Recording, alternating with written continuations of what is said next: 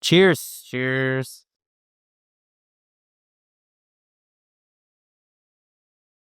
What do you think about this one? I like it. Yeah. There's nothing flashy about it. Yeah. But it's good. You know what it is? Yeah. So this actually was a gift from one of my first students in Japan. Okay. And it was funny because it says Rumiko no sake on it. Suppin Rumiko no sake. Yeah. Like no makeup. She looks like she has a lot of makeup on. But this is like Tokubetsu Junmai Muroka Nama Genshu. Yeah. So I can definitely taste that it's like that. And it also has a special kind of like kobo. I don't know how to say kobo. But it's got like kind of a sour taste to it. So I forget how many episodes ago we talked about this, but we talked about there kind of being like sake tiers and like when you would drink them versus like this is like a special sake. Yeah. This is like an everyday kind of sake. Yeah. This feels to me like an everyday kind of sake. Yeah, to me it feels like it's on the high end of everyday sake. Yeah. But like I want to emphasize it. Like every day is not a bad thing. Yeah. Right. This is the kind of sake that I could drink every day and not get sick of. Yeah. Right. That's what I mean. Right. It's like, not too intense. Yeah, because like before like the past couple episodes we've gotten gifted sake that has like really distinct flavor. Yeah. It's delicious. Yeah. But you can't have that kind of sake every day. Yeah. You get tired of the flavor. Yeah. Right? Yeah. Versus this one, it's like the flavor's a little bit more subtle. Yeah.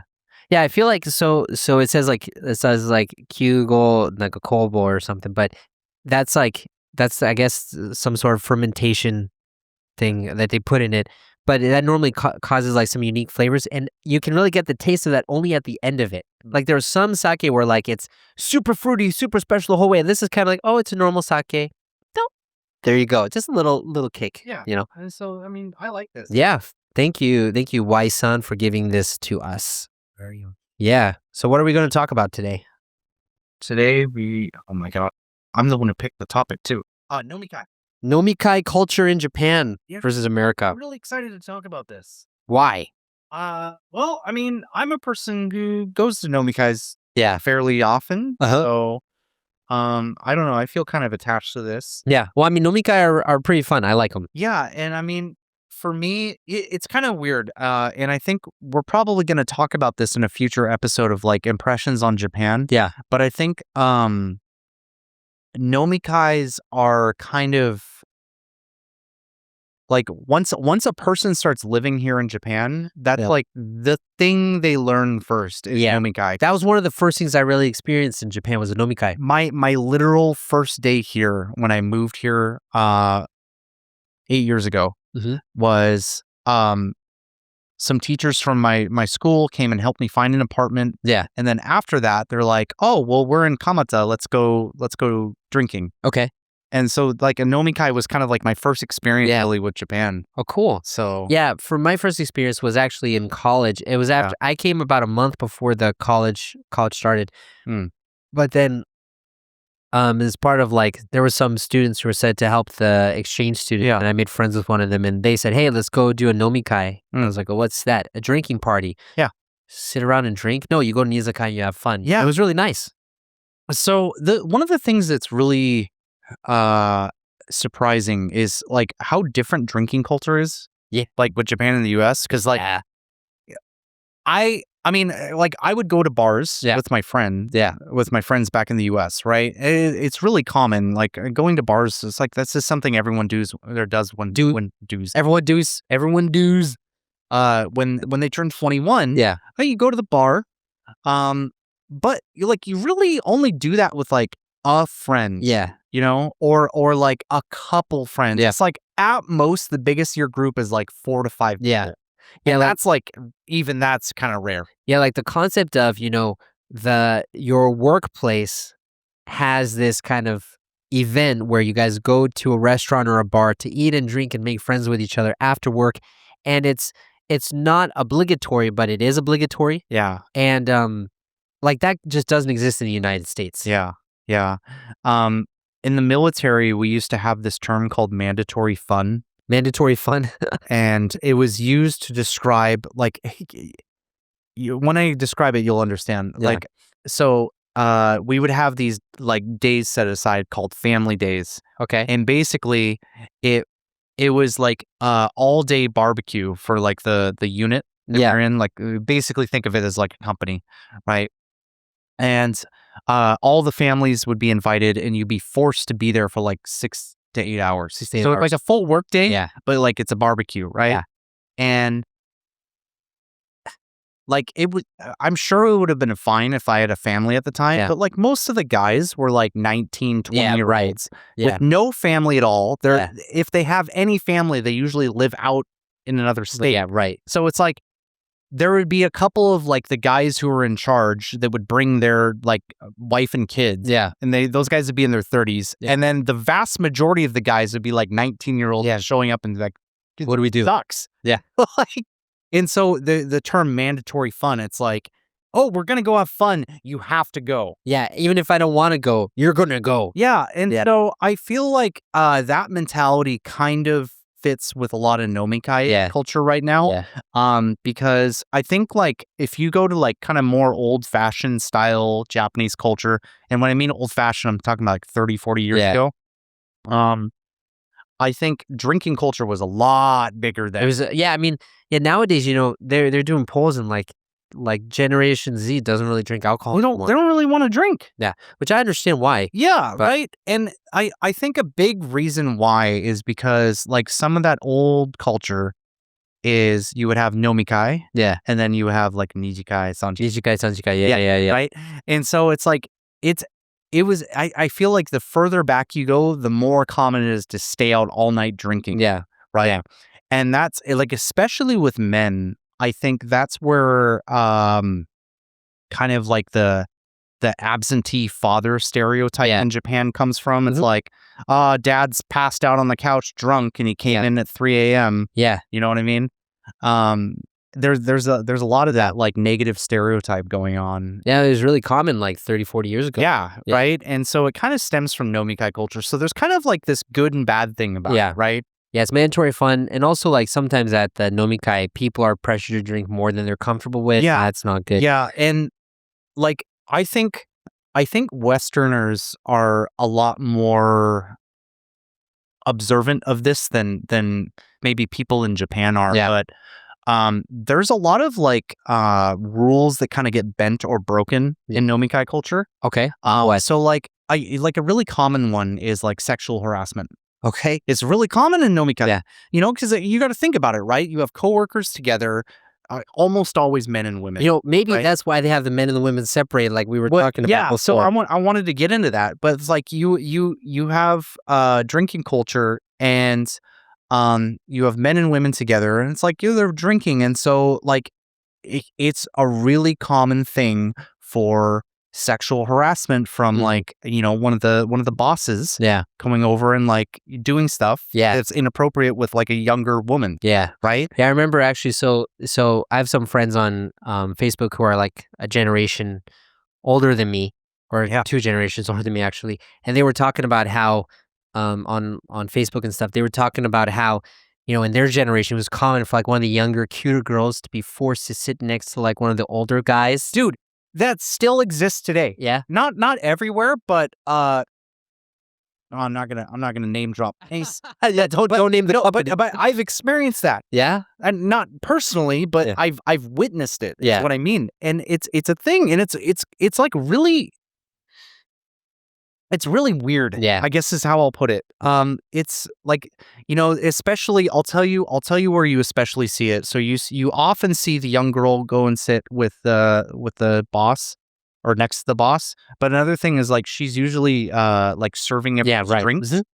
Mm-hmm. So there's a couple things that I'm not a huge fan of when it comes to that. But at the same time, I do really enjoy nomikai. Well, yeah. I mean, so I think it's kind of interesting because I think in the United States, a lot of people are much more proactive, and so they don't need someone to tell them to go do it. They will get together a couple of friends from work, and they'll just go out by themselves, maybe 4 or 5 people, very informal. Whereas in Japan, it's like it's an event, it's a system. You're kind of expected to go, and it's much more like ritualized in Japan, and it can be fun, but like I'll tell you something that I want to get all my criticisms out ahead of time before you like. Because there's some things that I really like and I want to talk about, but there's some things that really. Don't you know when you're giving constructive criticism, you need to say something nice, then critical, then something nice. You got to have the negatives, the negative sandwich covered by the bread of positivity. We're diving straight into the ham, man. We're diving. We're not messing with this bread. I'm not dealing with that. We're just doing ham. Are you gonna cut the crust off of the bread? No, God, no. I'm not a savage. No, it drives me. Okay, we're talking about that on a different episode, anyways. I hate when parents cut the crust off. Yeah, we talked about it in another episode, but I gotta tell you, I was on like social media the other day, and I saw this girl posting about, oh look, I got a sandwich at a cafe, and the crusts were cut off. Yeah, here's my thing. You know, it's like trying to go through life in Disneyland mode, where it's like everything is nice and perfect. It's like the crust sucks. No one likes eating the crust, but the crust represents life. You get like the good part and you get the crappy part, and it together makes a complete sandwich. Well, I would say it's not necessarily crappy. It's just different. It's like a different side of it. It's a little bit more rugged, a little bit rougher. PC man over here. No. It's different. No, because so here's the thing. Here's the thing. Okay, I know we talk about bread in another episode. It's totally different, but when I get a loaf of bread for my family, or we get like the heel, I get the heel. Oh, you call it the heel? I call it the butt. No, it's the heel. That's the heel. I mean, the terminology. I'm glad I don't have to call it butt anymore. So it's the heel. Yeah, I eat the heel because no one likes a crust. Yeah, and so I'm like, I'm gonna eat it. But the thing is, Japanese shokupan is so good. I like the crust too. It's wonderful. I'm gonna be honest. It's pretty good. Yeah. Okay. So going back, anyways, back to nomikai culture. So here's some of the things that piss me off. Okay. I have been invited to several I'm gonna say sponsored nomikais. Sponsored in what way? Sponsored okay, yeah. So you don't have to pay money? Well, I'm getting to that, right?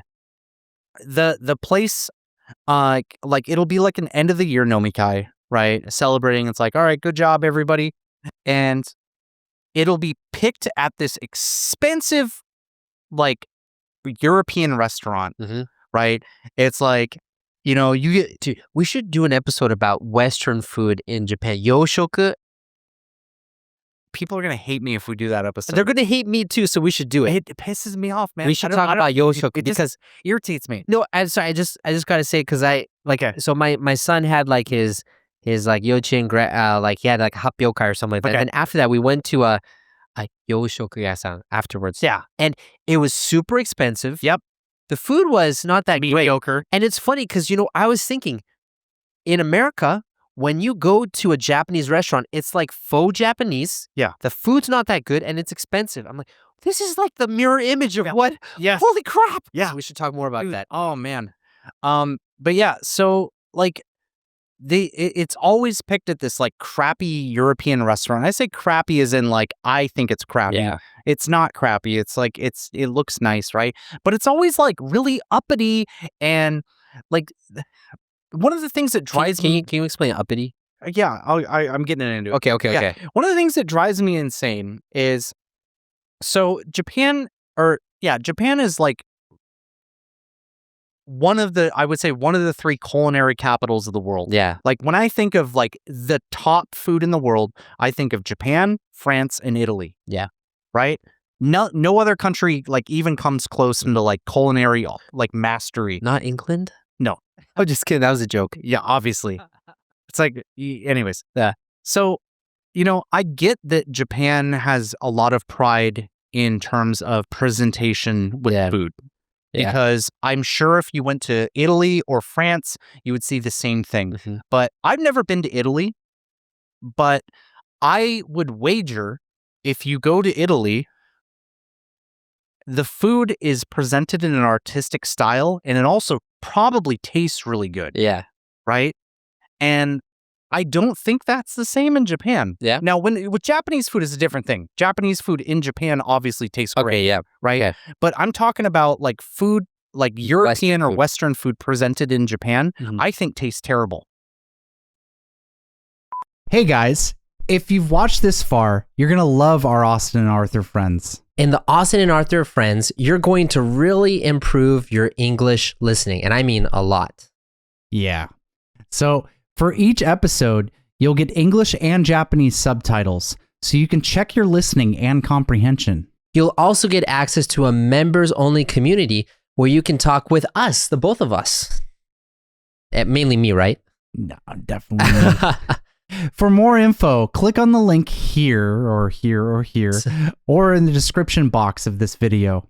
Thanks for being our friend. Woo! I have no friends. I'm just going to say it. Yeah, it's funny because like I remember I wanted to take Natsumi out on Valentine's Day to a nice restaurant. Yeah. And I was looking up like French restaurants. Yeah. And I was like, holy shit, like these French restaurants here is like one person nimae and one person sampai. Dude, and you get like this. I know, but the funny thing was I actually then I was like, okay, what about washoku? What about like some nice food? And now I looked at it, it was like hitori 5,000 yen or something like that. It was even more expensive. Oh, okay. Well, what are you trying to do? Like the sushi boats or? I mean, I didn't actually do it because it was so expensive. But I feel like you're probably looking at the tourist traps at that point. I was looking at.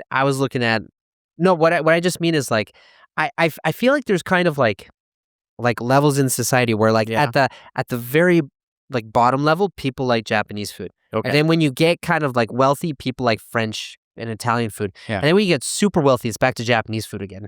Just like in a different way. With that. Yeah. I honestly, I mean, this is kind of like a meme. Like everybody has this opinion, but like, dude, the best washoku is just literally your local place. Yeah. You know what I mean? Yeah. Like, we're getting on. It's okay, man. This is great. But I mean, whatever. I like the tangents. One of the things that I love is right next to my apartment, like probably a 3-minute walk. There's this tonkatsu place. Oh, really? And it is the best tonkatsu I've ever had. Yeah. Dude. And it's literally it's like a converted house into a restaurant. Yeah. You go up on the second floor. You're in like a little tiny tatami room that obviously used to be a bedroom. Yeah. And you just sit down, and then they just serve you the best tonkatsu you ever had. Those are the best places. And like I said, dude, it's like that's the best Japanese food you'll have is just the little tiny mom and pop place. Yeah. Right? Yeah. But anyways, so like the companies will hire out this expensive European place that's just gives you just mediocre food presented nicely. Yeah, right. You get this nice you get this big nice dinner plate. It's usually a white dinner plate. It's usually square. You know what I'm talking about? I have those. They have like the sauce that's like gonna spread out in lines on the plate and everything. Yeah. You get like a little like 3 leaves of salad. Yeah. You know, you get like a tiny slice of. It won't even be chicken because chicken's not fancy enough. Yeah. Right? It's got to be like duck. Yes. It's got to be like duck foie or with some other stew or you know, and then you'll get like a soup that'll be like, oh yes, there is a single mushroom in this soup and it's been boiled for 30 seconds. And it's like it's like all these ridiculous rules. Yeah. And the food's not very good. The alcohol is really expensive. You get like champagne and like 3 Nama beers. Yeah. And this has been my experience. I've had to pay for it. Really? Okay. And it's just like, that's what I'm talking about with mandatory fun. And that's like the nomikai culture that I don't like. Yeah. Where like I'm being forced to go with this.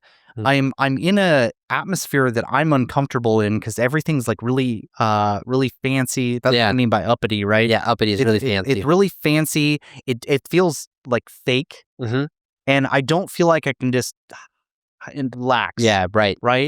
I hate that. Yeah. I hate that so much. Yeah, so I guess so when I think of nomikai though, I think of nomikai in like an izakaya. So I don't think about it in like baru or whatever you call it. So that's like the other style of nomikai that I think is more of a casual setting than like and I'll give you like 2 different examples of that. So I used to work in Tamachi. Yeah. That was where my work was. Tamachi. I used to work in Tamachi. What am I, Italian now? I guess. Hey, I work in the Tamachi. But I wonder if that sounded like I farted when I just moved that chair. Yeah, that was not a fart. That was a chair. No problem. Anyways, so I used to work in Tamachi, and there's like a really popular tachinomi. That it's like a standing izakaya. And there's a really popular tachinomi in this, like right outside the station. And I would often go there with coworkers, like just 3 or 4 of us. Sometimes we'd get up like 10 people. But those really casual situations where the drinks are really cheap. And one of the other things that I really like about tachinomis is there's kind of this feeling that you can come and go as you please. Right? You don't feel locked in for 3 hours. Right? It's just like, hey, I like a beer before going home. So I'm just going to show up and drink a beer. Or I feel like kind of letting loose and being here for a couple hours. Like both are okay. Right? And that's the kind of nomikai that I really enjoy, because I think like the true essence of nomikai is kind of just getting together with your coworkers and just kind of just letting go. Right? Yeah. I mean, so it's funny that you talk about it, because like in Japan, there's a word for that, nomikai, which literally means drinking gathering or drinking event or something. Whereas like in the States, we don't really have a name for it. Hey, just want to go get some drinks with some friends, you know? Much more casual, like what you're saying. But even in the States though, like the concept of like drinking with your coworkers is like almost forbidden. Especially with female coworkers, especially in recent years for sure. You know, if you got a work buddy or a couple pals at work that are like, you know, if you're a guy, you go out and drink with your guys, or if you're a woman, then you go out and drink with other women. But the idea of like doing it together, that's like in many jobs you can get fired for that. Well, it's called fraternization. Right. And there's specific laws against it, because it can lead to problems, right? It can lead to harassment problems or other situations that could get the company in trouble. So it's never going to be like an official thing. It's normally with coworkers of the same gender or something like that. But even now, you know, it's funny because they do have like some of those mandatory fun events that companies try to do. But I feel like also in Japan with like the younger generation, a lot of people are starting to say no to going to nomikai. It's like, oh, is it required? Then am I getting paid? It's so visible and so recent. I would say right when COVID hit, that was like the catalyst, because it gave people an excuse to say no. And after everything kind of died down and everything opened up again, it never came back. I mean, so I feel like if like the company was willing to pay for it, then people would be more willing to go. But if you have to dish out, and because everything is split equally, like even if you don't eat that much, you still have to do that. I just so for me, you know, like my experience with nomikai has always been the casual in college time, because I've never worked in a Japanese company before. So like that time it was fun because we got to decide the restaurant, we got to decide what we wanted to do. And it was nice. It was a good experience for me. It's funny because like a lot of my Japanese friends would say, "Hey Arthur, you want to go drink alcohol?" Like my image of when people say drink alcohol is like you don't talk to anyone, just kind of like, oh, this is nice alcohol, I'm going to drink it, you know. Whereas like in the States, people say, hey, let's go get some drinks, you know. But I don't know. I like kind of the izakaya nomikai system where they bring out some food and you have some drinks. And another thing that makes nomikai so great here is the nomihoudai, the all you can drink, because you don't have that in the States. No, they don't. Well, because if they did, everyone would go out of business because everyone drinks so much. So here's the thing, like, you know, I think there's a lot of analytics about like drinking culture that varies from country to country. And like, I think if you look at the analytics, at least if I remember right, Japan is like way higher than America in alcohol consumed. But I think it's a little bit disingenuous because you like, let's say, for example, you go to like just a local izakaya. Let's even say it's like a chain restaurant, right? Let's say you go to like Yamachan, or you go to like Torikizoku, right? One of the like a big chain izakayas, right? And you get nomikai there, which I don't even know if Toriki has nomikai, but let's pretend it does. Right? They have nomihoudai. Toriki has nomihoudai. Oh, did I say nomikai? Yes, nomikai. Yeah. So let's say you get nomihoudai there. And one of the things that you will notice at a lot of places here in Japan is they water down the drinks. They do a lot. It's like there's no alcohol in it. Yeah. So like you won't experience that if you really get beer because you can't really water down beer. Yeah. It's very noticeable to you, right? But it's like if I get a highball, dude, you notice it. Like maybe the first or second drink will be like the regular amount. Yeah. And then third or fourth, it's like you can definitely tell they're watering it down because it makes sense because they don't want to lose money. Yeah, right. Whiskey's a lot more expensive than beer. Yeah. Right. So if you just look at statistics alone, I think that people do consume more alcohol here. We would say they consume more alcoholic beverages, I would say, but the actual alcohol consumption is... Because, like, one of the things in America is they don't have nomihoudai there. Yeah. You have to pay for the drinks, and if you water down someone's drink in America, man, they'll be mad. Yeah, because, first of all, drinks are expensive. They're like very expensive. Yeah. I mean, dude, this was... God, I'm about to show how old we are now. Well, I shouldn't say that. We feel older. I am old. 35, but 15, I guess 14 years ago when I turned 21, I went to a bar. This was when I was still in the Marines. I went to the bar in LA. Mm-hmm. Really, really cool bar in Hollywood. Yeah. Hollywood's really fun to go drinking at. Okay. But I remember I got a Jaeger bomb. So that's a shot of Jaeger and Red Bull together. Yeah. Oh, man. Dude, $18. $18. Yeah. That was 14 years ago. Dude, that's probably a $30 shot now. Well, you know what? Now, like, yeah, because I remember just maybe 5 or 6 years ago, I was with my sister when she still lived in New York. And we went to like a gin bar or something. And I got like a gin on the rocks or whatever. And it was like $12. Yeah. But then I had to pay tip. And tip is like $5. Oh, yeah. Yeah, because tip for bartenders is like insane. Yeah, it's insane. So tipping for food is normally like, now it's assumed that's going to be 20%. But seriously, like some of these places, they're expecting you for one drink, you pay like $5. That could be like for real, 50%. right? Yeah, so if you go out and get 10 drinks, you're down like $250. Oh, yeah, you can't go out in America like drinking and not expect to pay $200 or $300. Yeah. Like that's you have to accept that. So I love Japanese nomihoudai, nomikai culture. Even if the drinks are not that great, it's just so like, I don't know, it just kind of hits different when it's it's a nomihoudai for me. Because like, I'll tell you, when I go out with you, because I don't think we've ever done nomihoudai. No, we did nomihoudai maybe once or something. We've done it, I think once or twice. Yeah. Yeah. But like, so when it's nomihoudai and I get like my namajoki, right? Yeah. As like a rite of passage of like, we are starting the nomikai, I just down that in one gulp. You have and then get the other one.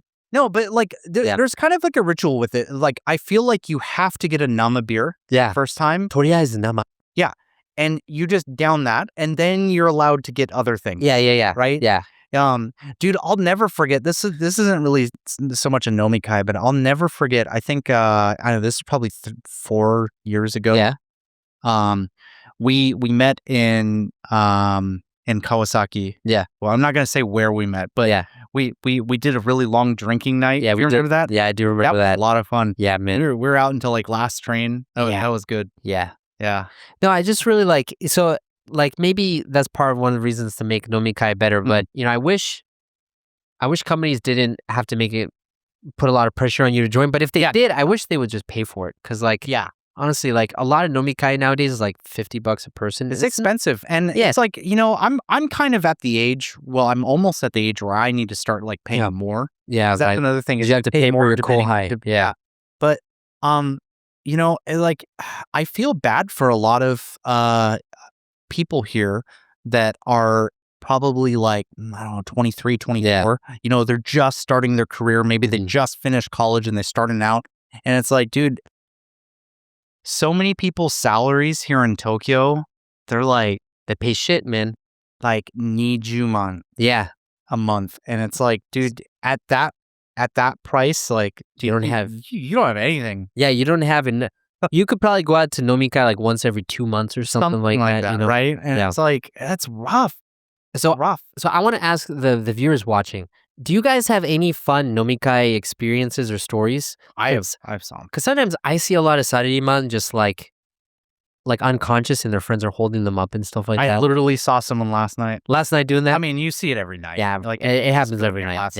Yeah. I always like in the morning when I'm coming home, I see like the puke on the street and stuff, But if you guys have any fun stories or you have any experiences with nomikai, please let us know. This has been a great conversation, man. And we're gonna finish this, but not on camera. We're gonna finish this off camera. Yeah. Cool.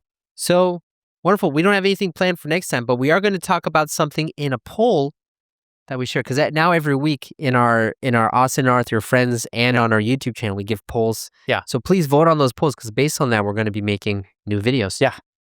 Awesome. See you next time.